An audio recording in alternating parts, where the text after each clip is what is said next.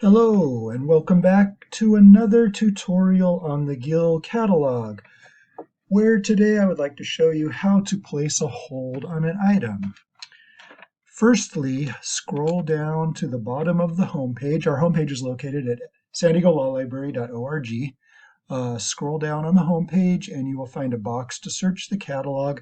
From here, just click on Online Catalog Main Menu. And this will take you to the catalog.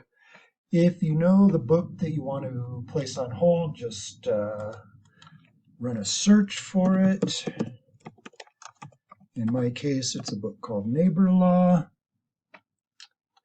And I want the print version. Here it is. And so from here, what you want to do is in this box on the right, the top option, place hold, click that, and then log into your account. Next, after signing in, you will be asked to confirm your hold. The first thing you want to do here is select a pickup location. This can be either our downtown library or our Vista branch in North County.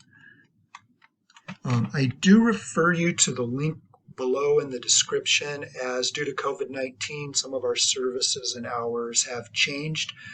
Once you've selected your location, just scroll down a little bit and confirm your hold. And once that hold is ready, you will be notified by phone and or email.